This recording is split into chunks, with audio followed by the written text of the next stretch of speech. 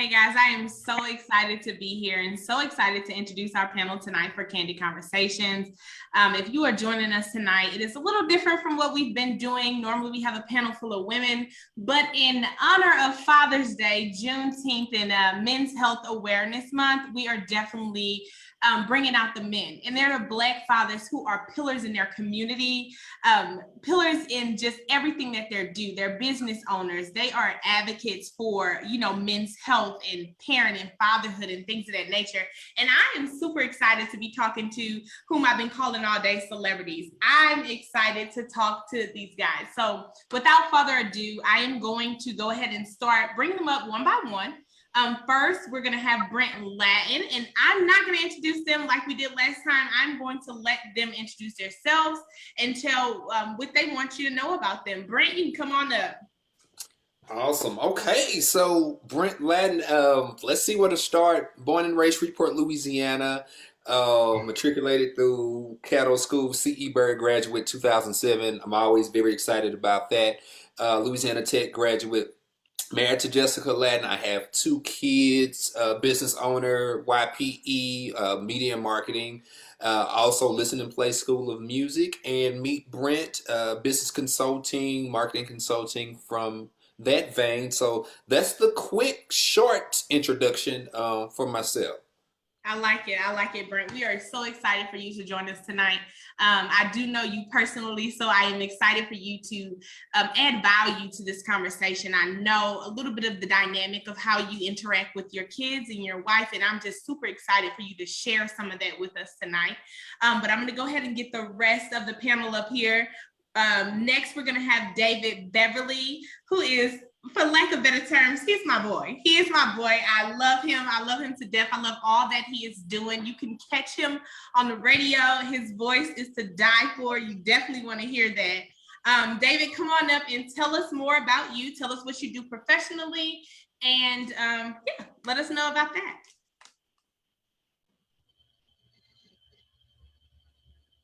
Are you there? I think you're there. I see you.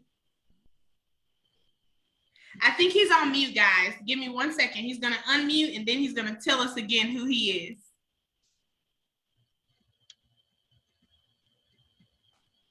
Let's see if I can unmute him.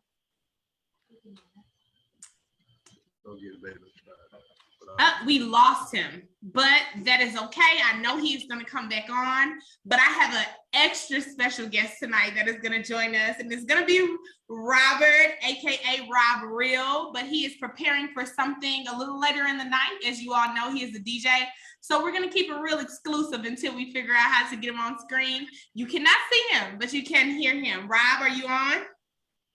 Hey, can you hear me? I can hear you great. Tell us a little bit about who you are and what you do professionally, if you don't mind. All right, I'm Robert Moran, aka Rob Real, DJ Rob Real. I go by the name of Coach Moran. I wear many hats in the community. For about 12 years, I was in the education system where I coached, where I taught at disadvantaged schools, alternative schools. Along the way, I was able to, here we go. Oh yeah. Can y'all see me now? Yeah, there he is, the special guest of the evening. But look, I'm very honored to be here. I'm a pillar in the community. I try to be a leader. I'm a DJ. I'm a businessman. I'm a father. I'm a husband. I wear many hats, and I'm just so honored to be here today to discuss fatherhood. I'm a big fan of Trey's Lunchbox, and I'm glad to be here. And I see all the other esteemed guests. I know about Brent. I heard about you. Me and Avery are already acquainted. It's nice to meet you, Steven, and I'm just happy to be here, y'all. Awesome. And I think we got David back in the building. So David, come on up and tell us who you are and what you do. All right, David Albee Beverley, on the air at kdks. During the midday, I was born and raised in the city of the world champion Golden State Warriors. Wow, look at him. Spent 6 years in the Marine Corps. I was an aircraft mechanic. I was also a drill instructor for high school ROTC. I guess my best accomplishment is I was a single father of a girl. girl dad, hashtag girl dad for for a better part of 10 years. It's easily my number one accomplishment. Easily. And I love that. I love that about you. And that is absolutely one of the reasons why I was like, David has to be in this conversation, because I really want to see it from, hear it from your perspective. And as everyone knows, I'm Desiree Mingo, founder and CEO of Trey's Lunchbox. I'm super excited to be here, super excited that we have these guests tonight. We often hear a lot about motherhood and what motherhood looks like, but we don't hear a lot about fatherhood from the Black man's perspective. And at Trey's Lunchbox, that is absolutely something that we want to do. Black mental health and Black health in general is important to us on so many different levels. And so with that, we are encompassing that in Candid Conversations. And I want to also give a shout out to Nightlife Creative, who has put this event on for us for every month that we have been live. I am grateful for him, because without Nightlife Creative, this would not be happening. So just shout out to Nightlife Creative. They are a great company. I'll pin them, tag them in the comments. Definitely for any creative aspects or outlets that you need, they can handle that. Absolutely. So without further ado, I want to go ahead and just jump right into the questions. I know that we have some of the panel guests have some other prior obligations after, so I don't want to discount our guests this evening, people who are watching live, because I know that you all have a lot of value to bring to this conversation. So I'm going to go ahead and open up with our first question. If you haven't been with us on Candid Conversations, we'll go ahead and we'll ask them some questions. I'll call on some people. Sometimes they'll just want to jump in. And then at the end, we'll have something that we are now calling rapid fire questions. Well, they'll give us a thumbs up or a thumbs down on how they feel or relate to the question that I'm asking. So the first question that I want to ask, guys, are there conversations that you feel you have to have with your children as a Black father that you wouldn't have to have otherwise?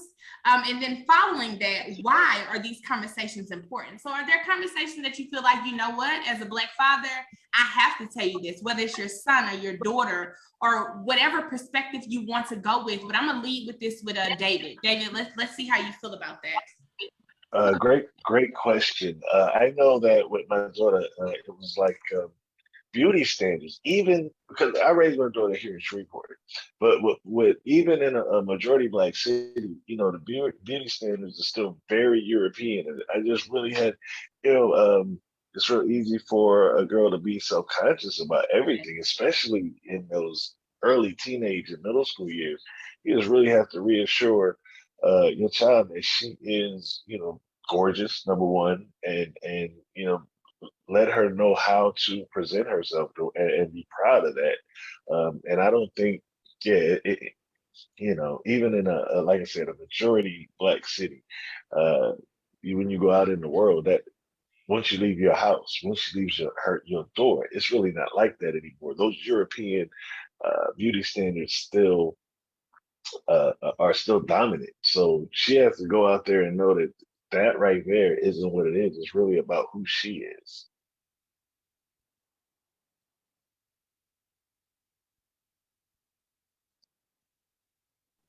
I'm muted. Let me start over. Oh. I'm muted so it wouldn't be an echo. And then I'm like, wait, I don't hear myself. Well, anyway, what I was saying was, and if I'm correct, the why is because society has deemed European standard as the standard. And so you instilled in her and, spoke life to who she is and what she looks like. And that was the standard. And I think that's super important, super, super important. Brent, do you want to fill in on that a little bit? Yeah, definitely. I mean, as a Black father, there are certain conversations. I'm blessed with a beautiful little girl and a little boy. Little boy is 8, little girl is 4. So there are some conversations, just even when it comes to colorism, just to be very candid. If you know my wife, she is light skinned and I'm dark skinned, so the kids are in the middle. So we've even had to have some conversations on colorism and how every shade is important, how we all share the African American gene, and that just because I'm darker or my wife is lighter, that that doesn't mean that we're any less black, or that we're viewed to be any less black. So yeah, that's just one of the conversations as far as being an African American that's actually very important. And I think I'm not gonna say that's one of the ones that we miss, but that's something that if I was going to make a word, bi-colored families, I don't know if that's even the correct word, but even in the African American culture, having different colors. I mean, we pretty much span the black spectrum of colors in our household. Absolutely. We have our own spectrum for sure. Sure. Rob, you want to put some input into it? I know you also have a beautiful daughter. So what conversations do you feel is necessary as a Black father to have with your children, and why? Yeah, actually, David and Brent actually touched on what I was literally thinking. First off, what David was saying about, the beauty standards.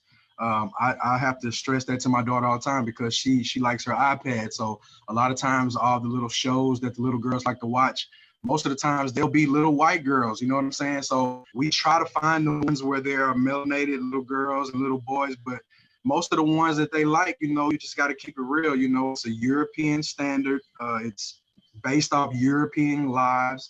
And so I have to go behind her actually after she watches, after she enjoys it. And I have to kind of ease in little tidbits of like, you're beautiful too. Her skin is white for this reason. Your skin is beautiful. Your skin is dark. Your hair is beautiful. Like, I have to go back and reinforce a lot of things that it's just kind of weird to have to reinforce sometimes. And I'm just like, why do I even have to reinforce this? But then, when you get it, you just get it. You know why you have to do that stuff, because it's tough times now. Absolutely. I absolutely understand that. That YouTube and that iPad is something crazy. It's like you want to control it or patrol it, but it's like the world is tech. The world is moving toward tech. So you don't want your child to be behind the curve, but you also don't want them to be ahead of the curve for their age.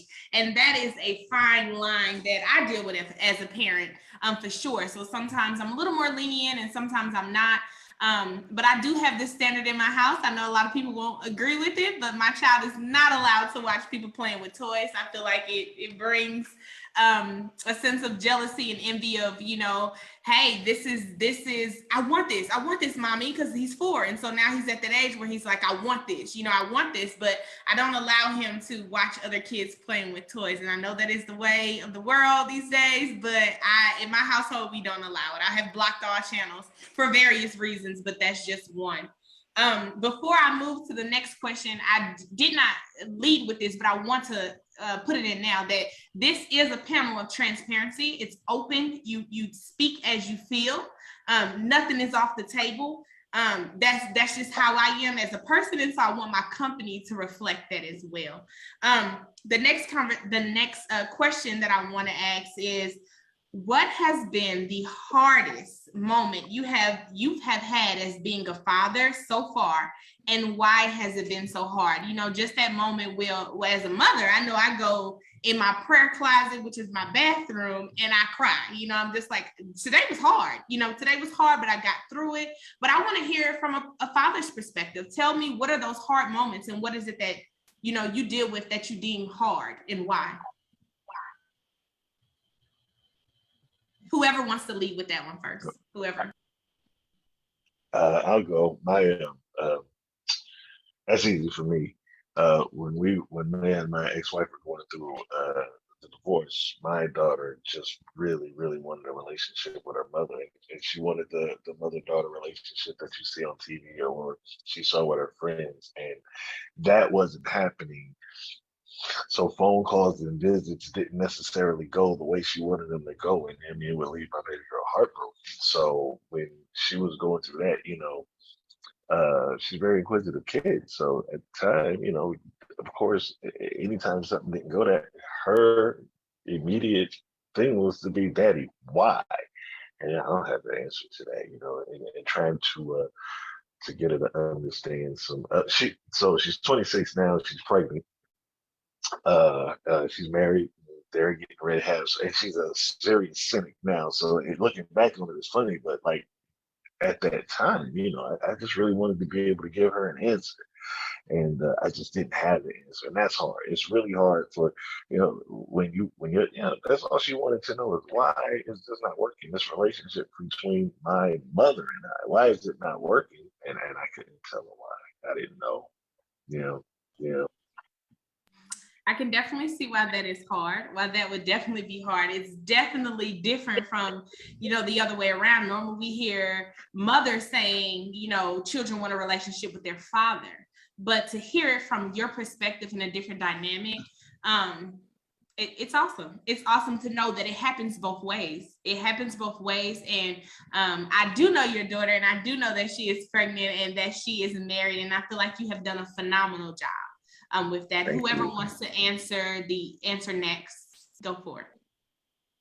I would have to say the toughest thing for me right now is trying not to be too strict. I don't want to be the controlling father that keeps my daughter sheltered. I don't want to be the controlling dad who always says no. I don't want to be that. However, as a Black man, as someone like I'm not saying, I'm not bragging on dealing with a lot of women, but most of us, we have our situations with women over the years, and me being a DJ, me being in a fraternity, me just being in college, like I've seen so much. And then right now I'm seeing so much with this culture shift with our men and our women. And I don't want to be that dad that's too strict, but it's like, man, when you're really paying attention as a Black man, you see what's going on, and you just do not want your daughter to go left if you can help it. And it's just so hard for me not to be strict, but at the same time, being that enforcer that I need to be, because no matter who gets mad at me, no matter what woman gets mad at me, no matter my wife gets mad, mom gets mad, I know what's out there right now, and I just don't want her involved in it. I don't want her to have that mindset that's out there right now. I don't want her to be controlled by the music that's controlling many of our women right now. I just don't want any of that to trickle down. But at the same time, I don't want her to be a cornball. You know what I'm saying? I want her to be able to be involved and know things and be cool like daddy in her own little way. So that's my main thing right now, trying not to be too strict, but then trying to stick to my guns at the same time, because I just can't let her fall in that trap that's out there right now, man. I just can't do it. I absolutely understand that fine line. It's a fine line of, allowing our children to find who they are in the world, but not be influenced by the world. That's a very tough conversation, a very tough line to draw. Brent, I want to hear from you. What's hard for you and why? Oh man, so mine may be a little comedic with young kids, but I would say one of the toughest things so far are kind of awkward conversations. My 8-year-old at that time, I think he was 5 or 6, somehow sex got brought up, and he says, "Daddy, I know what that is." And I'm like, my mind is blown. I'm like, no, sir, you don't know what that is now. And of course, with my wife being a counselor, she kind of takes on that approach, which actually really works. I used to talk about her with our son early on, but her stuff really works. And then when he explained what he was talking about, it wasn't as deep as what we know sex to be as grown-ups, but still having that question, or that answer actually that he gave, was extremely alarming at 5 or 6. For most of us in the age group, in the millennial age group, that probably became more known 4th, 5th, the early people, 4th and 5th grade. A lot of us middle school is when we really got the education, either in school or out of school, if you get what I'm saying, about what happens with that. So that was a little tough. And then for my little girl, I guess it's not necessarily the sex part, but when she was about 3 and a half, she started saying that she had a boyfriend. Right, Rob, I see your face. I can't hear what you're saying, but I see your face. You don't even have to say anything. So those two things, even early on, as comedic as it is, and we laughed about it at that time, but it's just like, man, the world just kind of keeps moving a little quicker. It seems like, in my age group, we didn't start talking about girlfriend and boyfriends until we were under the tree around 2nd grade, 1st, 2nd grade. So I would say that was kind of some of the hardest conversations for me. Absolutely. I can see those conversations definitely being hard.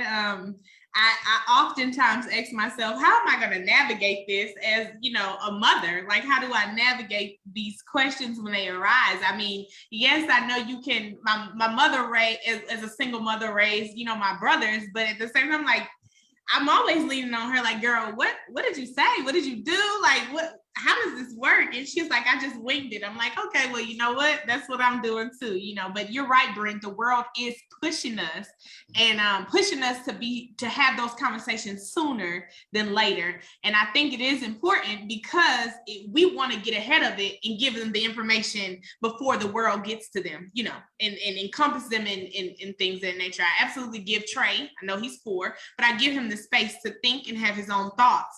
I just reiterated in what mommy thinks.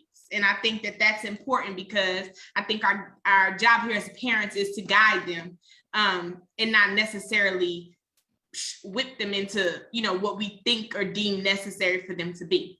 Moving right along, guys, we are at the 7:22 mark just for time reference. The next question I want to ask is, do you believe, I know this question and answer for me, do you believe you were prepared to be a father and knew exactly what to expect the time you found out that you were going to be a father, the time you found out that your wife or your girlfriend was pregnant? Did you was like, oh yeah, I got this? And how do you feel now versus then? And I'm gonna start with Brent on this one. Oh, good, because that's one of my favorite questions to answer. To be very honest with you, when I Desiree know how funny I am, so I'm gonna go ahead and start with a story that's funny. But we got married. Me and my wife got married on May the 10th, May the 11th. One of those days. I always get. I know I should know it, but it's been a long time. But anyway, she don't see this. No, she's probably looking at it was May the 11th. May the 11th. I always get confused with the day because our son was born on February 10th, which is actually 8 months and 30 days away. So I tell everybody it's really 9 months. It really works. You better know. You better know it. Yeah, it works. So of course we had a little bit more preparation, but to be very honest with you, I was excited to be a dad. I was ready because I had a dad that, I mean, whoever's the GOAT of dads, my dad is up there with the rest of the GOATs. I mean, I can't say anything. He never missed anything. He supported everything. If I had a crazy idea, especially being an entrepreneur and especially, having crazy ideas, he would always say, Brent, you sure that's what you want to do? And then after that, he would let me do it. So I was totally prepared. I was actually excited. I was ready. I was ready to really sow into somebody's life because I saw it. So I consider that a blessing because I know so many people don't have that opportunity. So I just consider myself just better than blessed when it comes to that. So for me, I'm not going to say it was a smooth process as far as, because life's not smooth, no matter how prepared you are. But I think I was as ready as anybody could be. I like that. And I don't know if you ever thought about it, but when you said that I had a father who was up there with the GOATs, that's who I deem you guys to be. So I feel like we are changing that generation, because how you felt like, yeah, I'm ready. I could do this because my father has prepared me. That's how I feel, you as Black fathers are. And I'm just excited to see your kids grow up. And David, because your daughter is older, I get to see, where she at and how she's moving. And it makes sense. It makes sense because you all played that part in their lives. And that's important. Rob, come on, let us know. I actually found out that my wife was pregnant on Father's Day. So I was already just super geeked because of that. But in hindsight, like Brent said, I was prepared from birth. Like Brent said, my dad is up there with the GOATs. He was always there. He was a drill sergeant, an Army drill sergeant. You can just imagine how discipline worked in my house, morals and standards, and giving me my moral compass. I was already ready to be a daddy. Like, I was so excited. It wasn't no nervousness. It wasn't any like doubts. Like, I was ready. Like, I've always been kind of like wise beyond my years, even as a youngster. So like, I was so ready to give somebody else some game. Like, I had been giving everybody else's children game in the education system for all these years. And I had never been able to give my own seed some game. So When I found out she was pregnant, man, I was so excited. I was ready. I was ready to be that dad that's always preaching and giving life lessons, telling corny stories and relating stuff to stuff that people don't even understand what I'm relating it to. I'm that daddy. I'm ready to be that daddy. I was I ready. absolutely love to hear that. Like, most people like, I didn't know what I was doing, but I mean, to hear it from y'all side, like, look, I was ready to get this knowledge. Like, my daddy gave me so much. I'm ready, like, and you are that person. Like, I love reading your posts. I love reading, about who you are to your wife and kid. Like, to me, that's just the dynamic of family. And I just absolutely love it as a Black woman. I love it. David, come on, join the conversation. Man, I thought I was ready. I really did. Think maybe 4 years before I met my daughter's mother, I had already picked up my daughter's name. I just knew that I was ready. Her name is the name that I found her name when I was stationed in Hawaii. But I just got out of the Marine Corps. I was selling Lexus at the time, so I was like, the pockets was a little fat right there. You probably couldn't tell me that I was not ready. And we found out we were got married. We're just newlyweds and everything. And I looked at her one day and I saw the bump and was scared out of my mind when I saw the bump. I was like, "This real? It's coming! Oh my goodness!" Then we had left. We had moved out of Oakland while she was pregnant. We moved to Charlotte, North Carolina. So I'm in a new city too now. We're both young, early 20s. All of our friends are young, and some of them got kids, some of them don't. So we're looking around like, well, we're not going to do this. That looks like a good idea. What to do? And we realized that both of us were just crazy frightened. Like, so, yeah. If you say, was I ready? I thought I was, but the realization that I wasn't ready is what caused me to get ready. Because I mean, every day I would wake up and I had to look over, and my heart just started beating like, oh man, it's coming. Um, 5 months turns into 2 months left, turned into okay, and then every visit to the doctor, the doctor saying like, we got to do this, we got to do, we have to do that, and everything is preparation. Hey, let's get the crib now, it's on sale. Let's do this now, it's on sale. We got a room that's already dedicated to this brand new life that's going in here, and all we went in for is the life. And the closer it gets, the more afraid I was. But I do remember the day she was born. All that fear ran out, man. It just went away. It was like, all right, what's up, shorty? It's us. We're gonna do this. Yeah. I love it. I love it.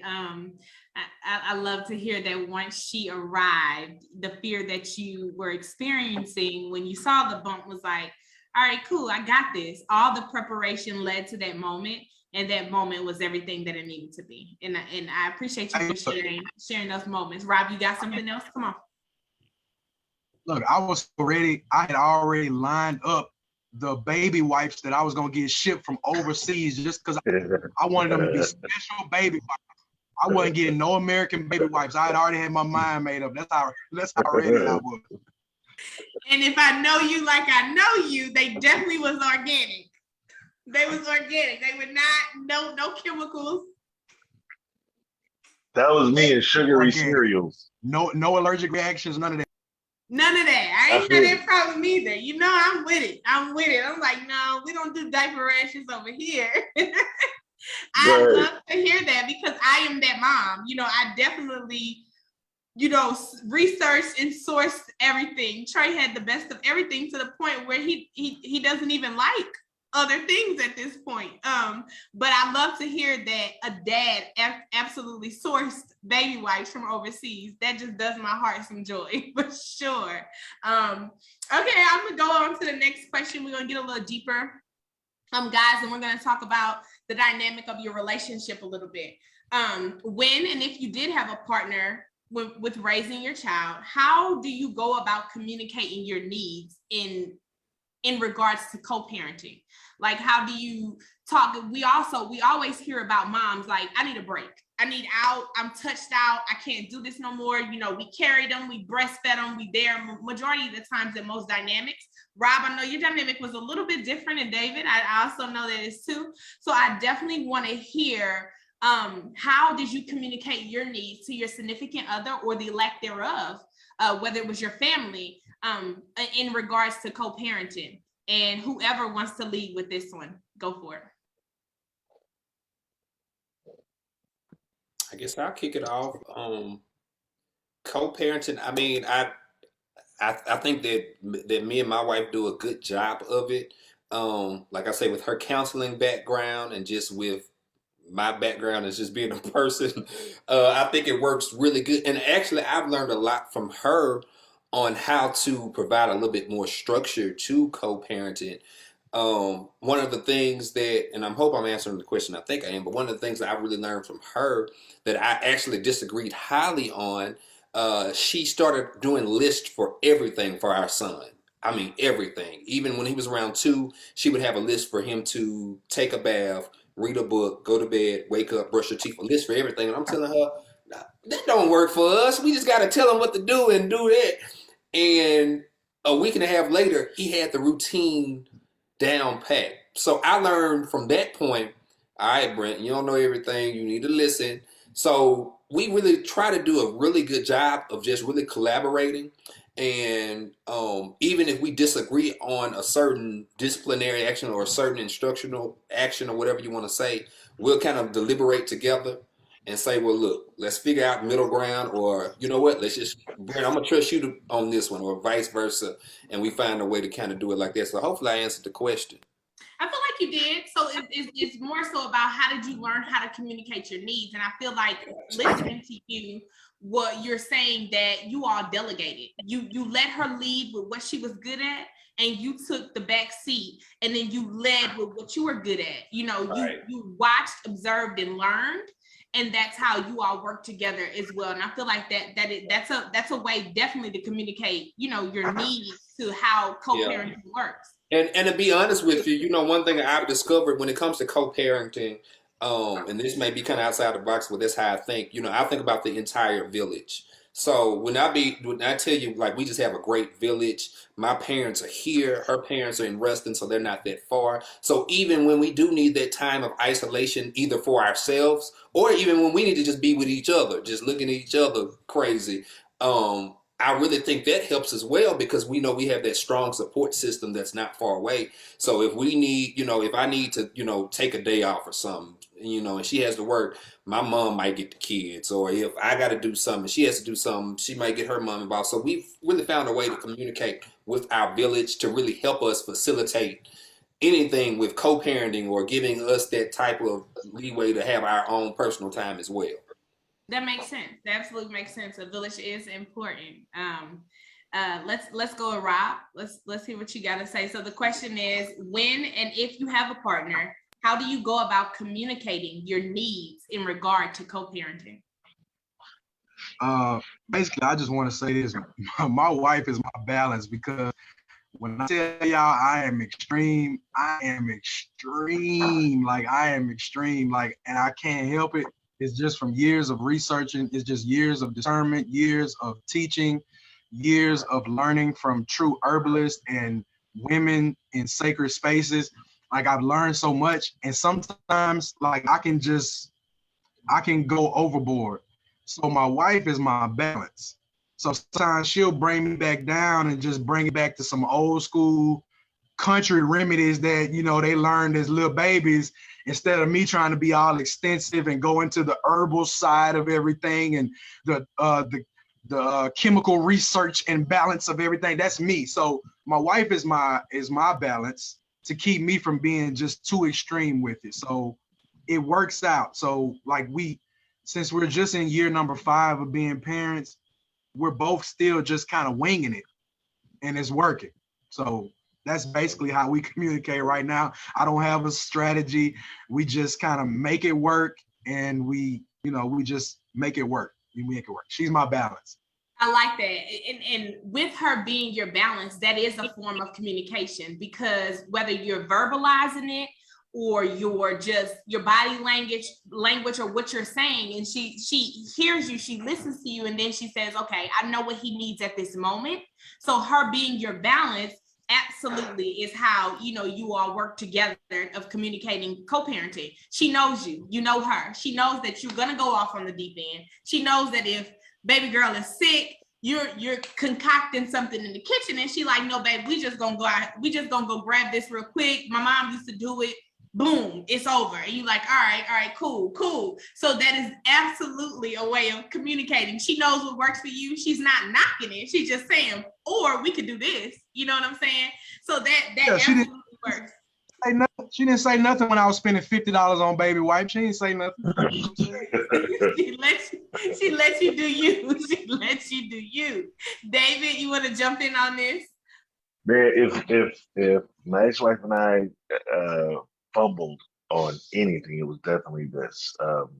We definitely did the co-parenting thing wrong. Now, of course, we were together until she was 6, but from the separation through the divorce and everything, we fumbled that so bad. It was so bad that my daughter had to grow up a little bit faster because she was the relay. Like neither one of us were adult enough to talk to the other one without there being some kind of drama. So we would tell, give the message, it, like just from meeting up for a visitation, all right, tell your mother I'm going to be here at this time and she should be here at this time. And then the mother, if there's a rebuttal, my 7-year-old daughter's got to remember all of this stuff, and the pressure is on her to get all of this stuff right. It took me a little while to see that we really did that wrong. Plus, whenever that's still her mother. So when she was doing softball, t-ball, and stuff like that, you want to include her in that, and then you have to realize that you're including her and whoever she's dating. Same on the other side. There were conversations that really should have been had between me and my ex-wife at that time that we just didn't have, and it really made things harder on my daughter, because she has to hear. Not only does she have to keep in mind how to relate a schedule, but she has to hear the anger that's going. The anger is not directed at her. The anger is directed at me, or the anger is directed at the mother. But she still has to hear that. She still has to feel all of that. So we really did a poor job of that, probably up until the time she was in middle school, like 12 maybe. And I just looking at her every day, seeing the effect that it was having on her, I was like, hey, we got to do better than this, and change things up. But my daughter went through a lot because we did not get that part right. And I appreciate that transparency. Absolutely appreciate that transparency. And we don't always do it right. We don't. But it was a point where you pivoted. You said you recognized that the toll it was taking on her. Yeah. For you to look at that and say, hey, we got to make a change. We got to make a change. And I can appreciate that. Sometimes it gets a little sticky when it goes through divorces or separations. And like you said, that you all were kind of younger. So you were just navigating it as you knew how. A lot of times we don't have a demonstration. We don't have someone to look up to say, oh, it's done like this. There is no rule book to parenting. There's no rule book to relationships. There's not a right or wrong way to do this. But look at her now. She turned out fine. And, we have therapists and counselors and things in place for that. And that's extremely important. But you did your best, and your best is all that she wanted and needed at that time. So leading with that, David, I'm going to start with you. Do you sometimes worry that you didn't do enough, or you're not doing enough as a parent, and why?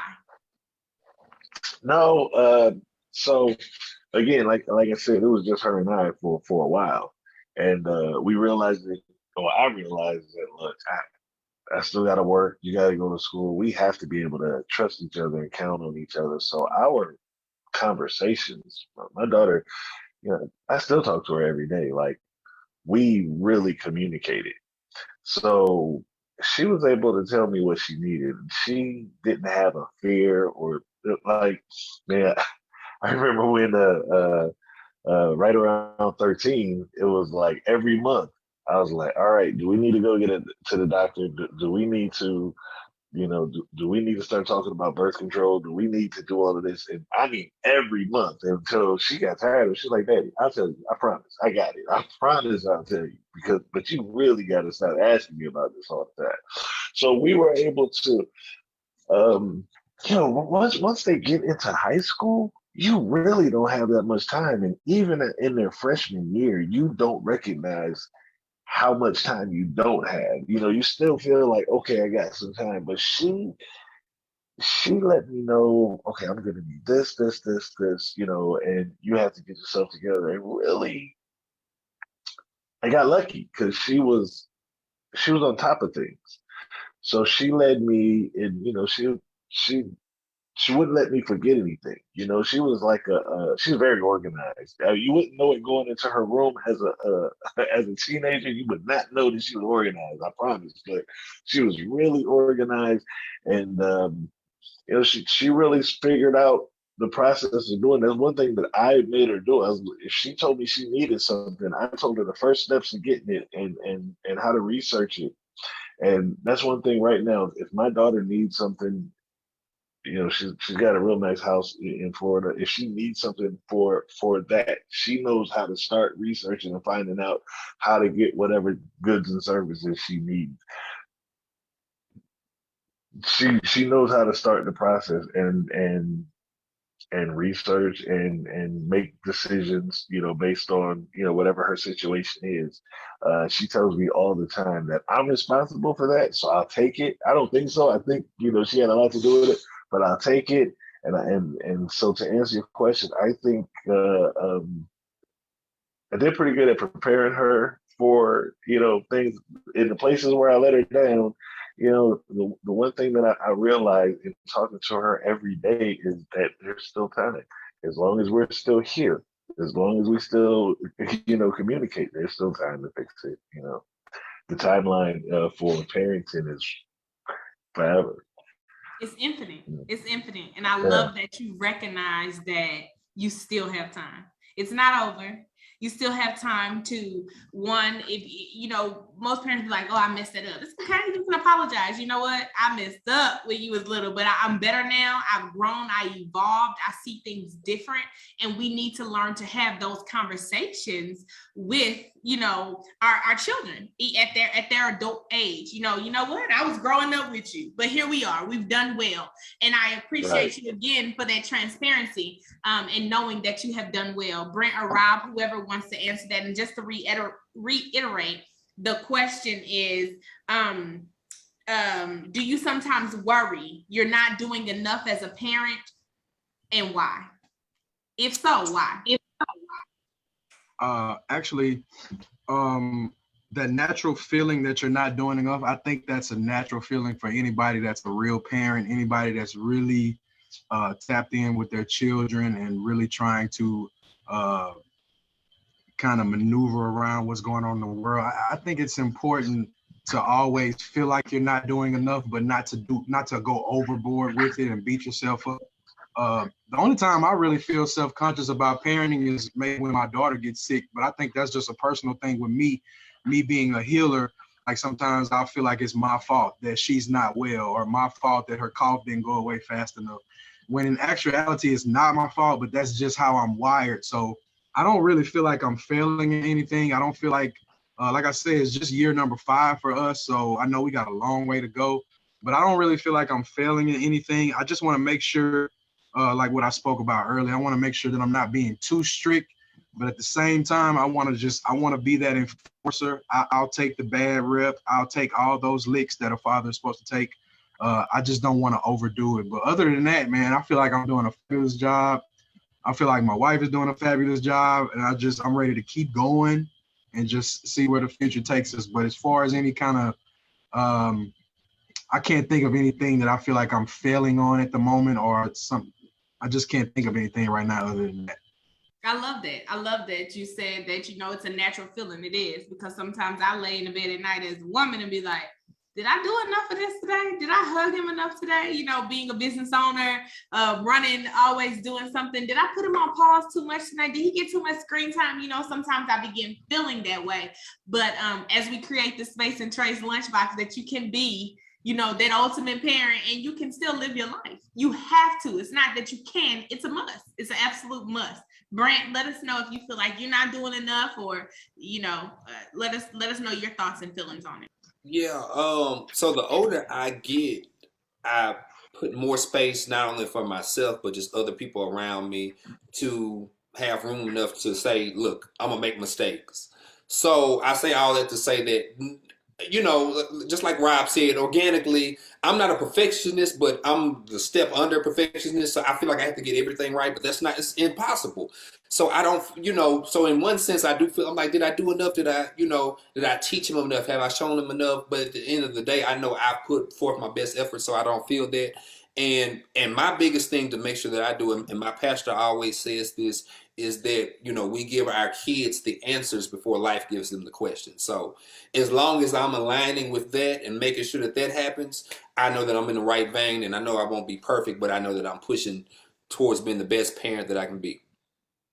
Absolutely love that. I absolutely love that you said I'm not a perfectionist, but I'm a step under, and I'm gonna start using that, because everyone's like, that's all right. It doesn't have to be perfect. Just let it go. You know, and I'm just like, no, it got to be perfect. Like my name on this, you know what I'm saying? So I appreciate you saying, you know, I'm a step under. So I'm gonna start using that with my team. All right, it don't have to be perfect, but it got to be real close, step under. Just tell everybody, just quote me for the first few times you do it, and then after that you I got it. I know I'm gonna put your name. Don't worry. I'm gonna give credit where credit is due, for sure. I appreciate that, y'all. This question I want to ask, just because y'all are great. The question is: there's a lot of new fathers out there. If you had to give them one piece of advice, what would it be? Mine is No simple. Oh, go ahead, Brent. My bad, bro. No, difference, bro. You go ahead. All right. Well, yeah. Basically, I would just tell them, no, it's no room for excuses. Like, it's just no room for excuses. Whatever you got to do, make it happen. Because as a Black man, I'm gonna just keep it real. We don't have that much margin of error. We just don't. We'll get slumped into that deadbeat category so fast. Do what you can do. No excuses. Make it happen. You chose to make the baby. Take care of it. Do what you're supposed to do. That's it. No excuses. I would say my response is close to what Rob said. Mine is just be there. I tell people all the time, I mean, a child will love a great person or a bad person as long as they're there. People always love, normally they love who's there and who's embracing, even if they're not always right. And the good thing about people, you know, if your kids really love you, or if anybody really loves you, they give you that room to error, and then they give themselves enough room to forgive you if you do error. So that's my biggest thing, is be there, be in that child's life, in whatever capacity that you can that makes sense. And that's going to be the biggest thing that you can do. And I just say that more than likely, this is going to be the best experience that life gives you. Fatherhood is going to be the best experience that life gives you. So treat it that way. It's really not. I mean, it is a responsibility, but really, it's an opportunity. You know, especially nowadays with technology, man, chronicle everything, because some of your best moments in your life are going to be because you're a father. And so just treat it like that and look at it like that. You know, it ain't like when you get up, I gotta take my kid to do this. It's when you get up, I get to take my kid to do this. You know, it's definitely an opportunity and a good one, and enjoy every minute of it. David, I love that so much. I got goosebumps. Like it is an experience, but you said it's an opportunity. Like, we are blessed with these children to be able to, like you said, like, I get to take you somewhere. Like, I have the opportunity to take you somewhere. That is, when I begin getting hard on myself, that is definitely how I shift my perspective. I try to lead with optimism, because you have to. It makes the experience better when you lead with that. We have a question from the audience, and I want to be sure that we get to it. The question is, do dads have insecurities when the mother is always leading?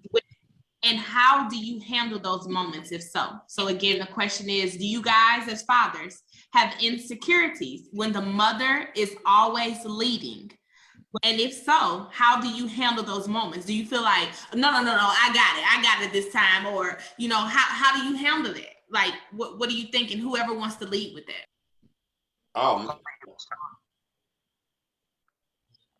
I guess I'll lead with it. Man, that's a good question. I guess that question is twofold for me. Being a business owner and being or being the best leader that I can, I love delegating and I love to see others lead. So a lot of times in that capacity, I love when my wife takes that charge. But there does become some points, especially dealing with my son being a little black boy, to just be very honest, that I want to take advantage of that opportunity, because I don't want him to be, and I'm not one of those super hard guys that's like, oh man, you got to do this. I've never had a fight, so they show you how hard I am.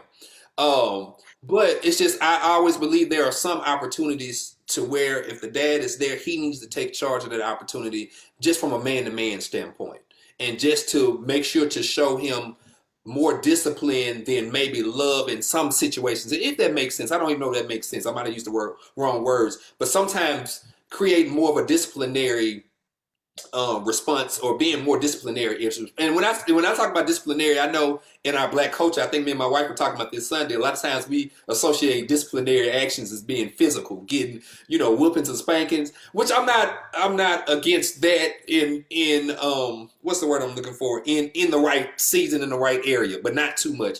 But I think one role for the man a lot of times is to provide that discipline, kind of more than love in a lot of situations. So I do kind of want to take charge in those situations, if any of that made sense. That all makes sense. And yeah, it absolutely makes sense. I get exactly what you're saying. You're just saying sometimes I feel like, no, this one mine. Sometimes it's like, no, let me, I got something for this one. I know your wife is a counselor and she's going to lead with love. She's going to lead with love. She's going to lead with research. She's going to lead with books. She's going to lead with strategy. But sometimes you're like, no, I need to talk to him man to man on this one, and so that I completely understand that's what you're saying. And yeah, in our community, we do think disciplinary is I'm a whooper, but that's not it. There's so many ways to discipline other than getting physical.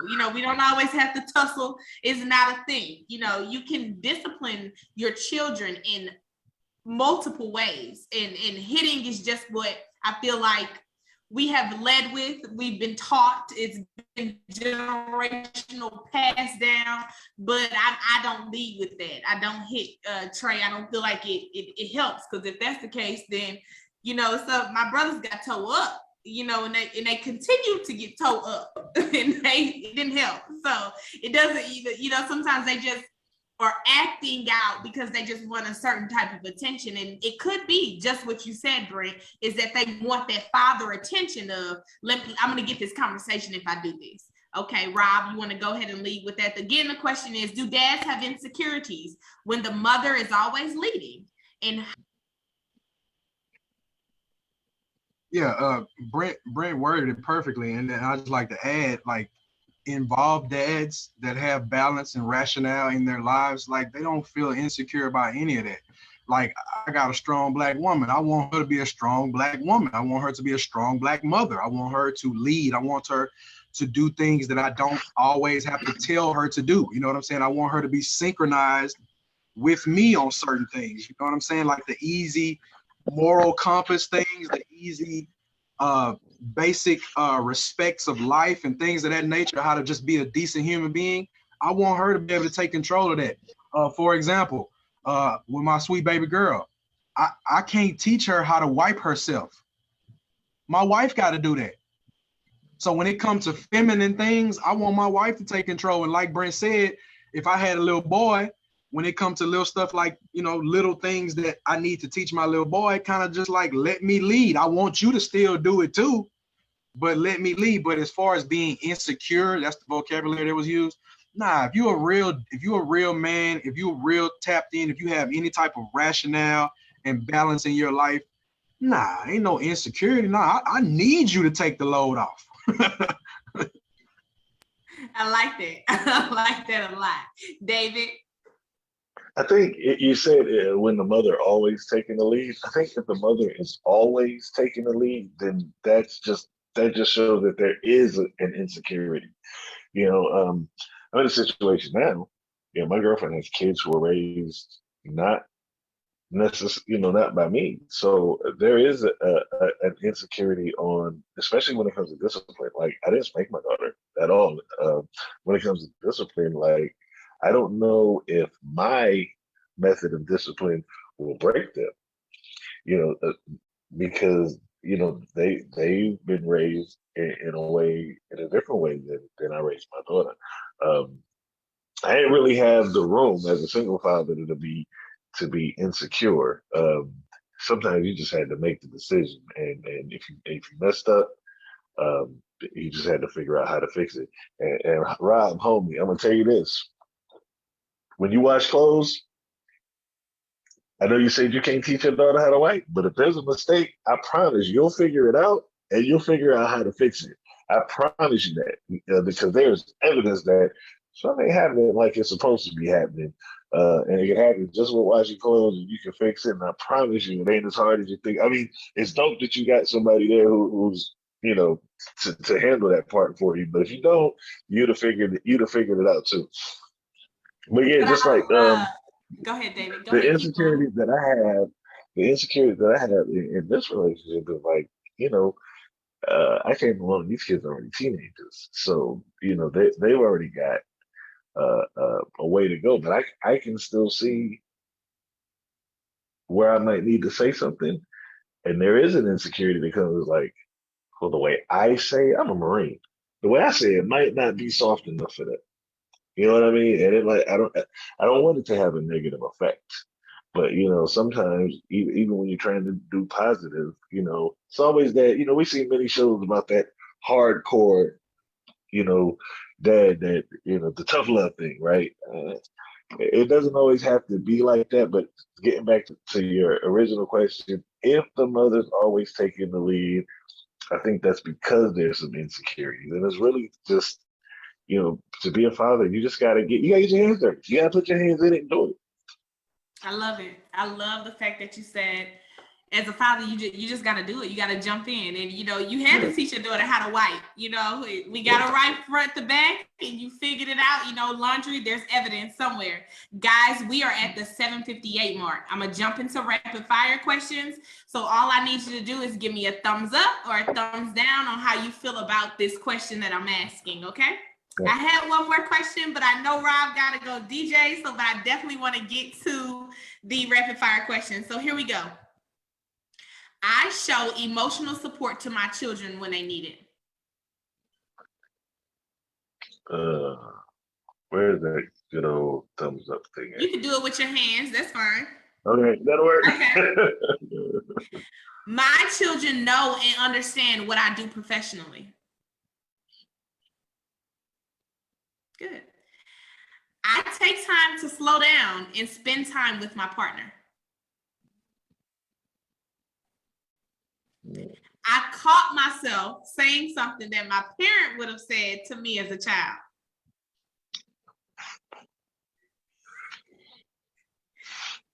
I would love to have more kids.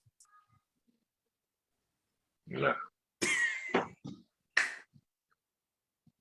Big grandfather, man. Wait a minute. The way you was trying to look for that button to put no down, you like, forget that. Let me just tell them how I feel. I give myself grace in parenting because no one is perfect. Yeah. My children are not to convince me to do something for them after I said no the first time. Hold on. Ask it again. My children are not able to convince me to do something for them after I said no the first time. Oh no, they can do it. Yeah. Sometimes they have Come compelling. on, Rob. They I got got you. compelling arguments sometimes. You ain't as hard as you thought there. You talking about all that strictness. Man, that little girl got Sometimes, me wrapped around her. and sometimes their argument can be compelling. Like, oh, maybe I should let you do this. Yeah. You're right. You're right. And see, I gotta agree with you because see, my little boy is 8 and he's very intellectual. So sometimes he'll twist it back around and well, Daddy, you did that or you had the dessert before. Touche, you got me, bro. Go ahead, go get your dessert. Yeah. That's How am I true. gonna learn to be responsible if you don't give me responsibility? There's always a good argument, if Oh, you can back it wow. up. That's a good one. Yeah. Oh, your kids are Uh, good. They good. The next one is my kids are into things culturally that I have no understanding of, like TikTok, Snapchat. My daughter saves the world, so ain't no plastic in her house. I Yeah. love it. There is a TV show or iPad or iTunes show, whatever it's called, YouTube show that I absolutely despise that my child loves watching.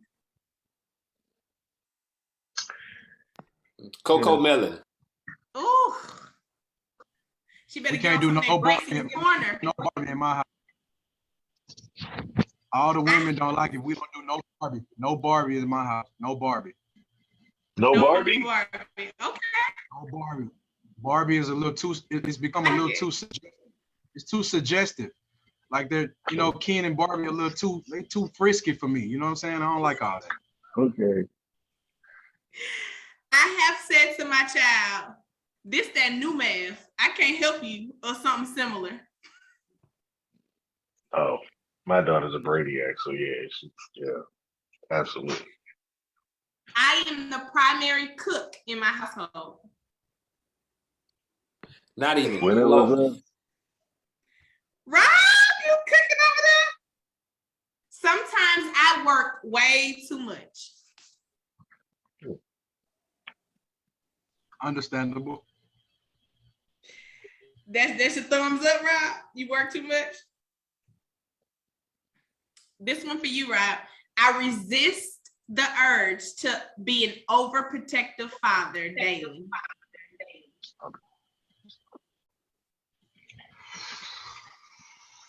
I don't know. I don't know. He don't know if he resisting it or not, but it's happening. Day by And for the day, that's last all rapid fire question, I have told my kids to go ask your mother for final decision on a request. Oh, all the time. That's how you get out of it. Guys, we are at the 8:03 mark, and I just want to say that I appreciate you guys for your openness, your honesty, your transparency, and for being here with us tonight on Trey's Lunchbox. This is our first Father's Day panel, but Stephen, I think we need to get a little mix of men and women because I absolutely love their responses and how, they brought to the table what I expected, what I definitely expected. I've been waiting for this conversation since we decided on it. And I appreciate you guys for being who you are to us in your communities, who you are as a professional, and just being absolutely phenomenal Black men that I look up to as a Black woman, as a father. Different. I was raised by a single mother. I am a single mother, although my child's father is present in his life. I'm still a single mother, but I appreciate you guys for being who you are. And if you have any last words, anything you want to leave us with before you jump off, feel free to do so. We're going to tag and post each one of you guys and your businesses in the feed. So just let our audience know where they can follow you, where they can find you, and just a little closing remark if you don't mind. Robert, you're off mute, so go ahead and let us know. I really enjoyed my time here today. Shouts out to all the panelists. Thank you, Stephen.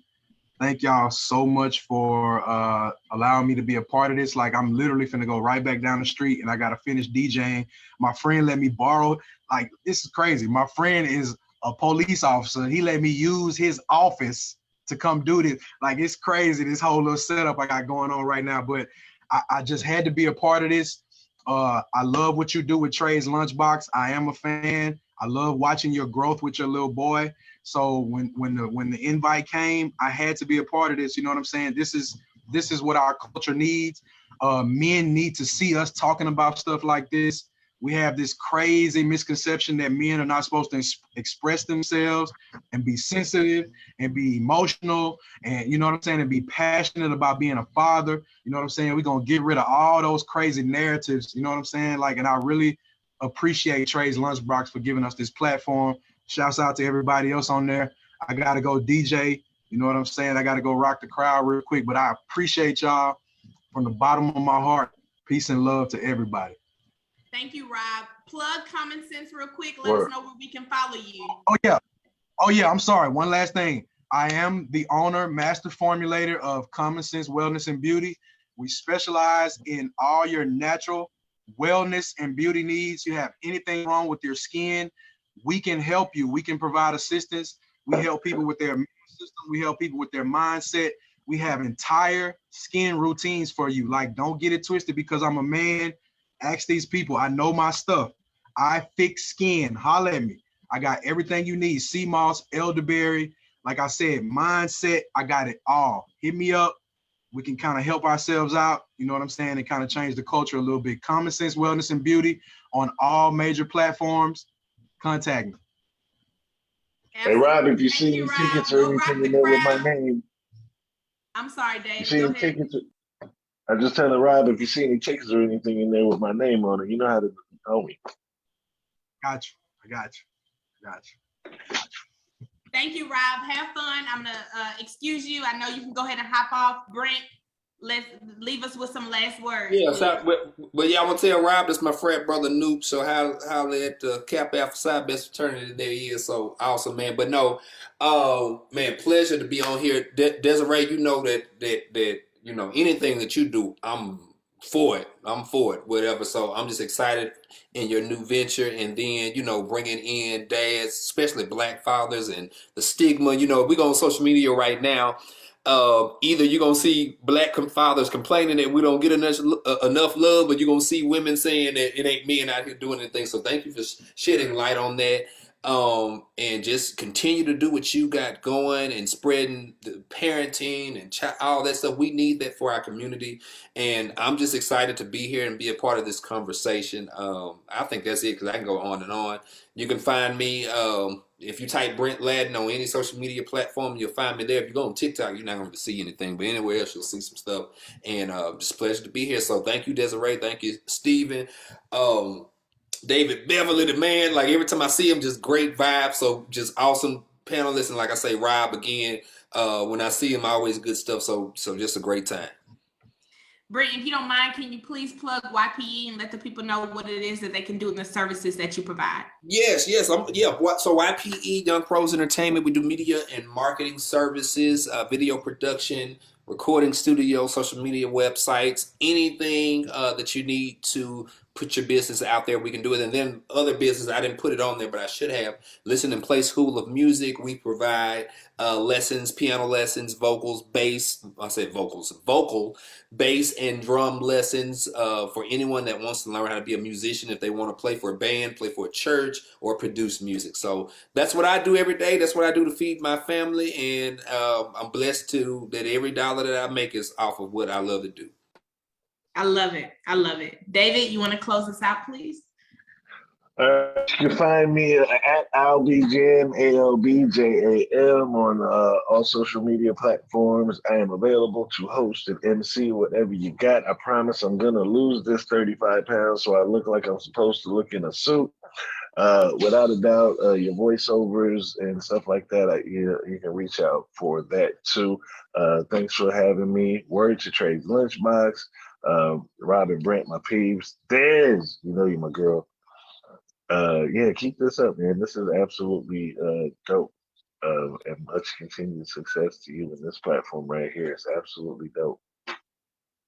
Thank you so much again, guys, for being with us tonight. As you all know, I'll close it out. I'm Desiree Mingo, CEO and founder of Trey's Lunchbox, where we are making life healthier for children, easier for parents, and safer for the environment through our eco-friendly tableware that is designed inclusively to look like Black children. That's very intentional because we want our kids to know that they are enough. Their intrinsic value is learned early. And our plates do that. It's self-love. It's about being healthy at the table and understanding that love is served at the table. It's not just food. It's more than about the food that we're serving. We are fighting the food equity and access and education, closing that gap in the world, because there are a lot of underserved, I like to call them underserved or under-resourced communities, because it's not that we just don't have, it's just that we don't have the access, the education, or the resources for it. So at Trey's Lunchbox, we are fighting that. And we're doing it one plate at a time, guys. I appreciate you for being here with us tonight. Thank you again, guys, for being here. We're definitely gonna have to have another fatherhood panel. I don't know how we're gonna pull that in, but I know that Stephen Knight with Nightlife Creative will definitely think of something very creative, a way to pull in more fathers and more father figures in doing so on this platform. Again, shout out to Nightlife Creative. This would not be happening without them, guys. Hit them up for any of your creative needs, any way that you want to express yourself. And happy Pride Month to everyone. And we just thank you so much for being here tonight, and good night. That's all I have. Stephen, you have anything? Nope, he doesn't have anything. He does not have anything. Okay, guys, we're going to leave. This will be posted on our Facebook Live. We also have a YouTube. You can follow us, Instagram, or join us on our website and become a lunchie. And with lunchie, you get perks of being able to have these reiterated into our interactive area. We thank you again for being here, and good night, everyone.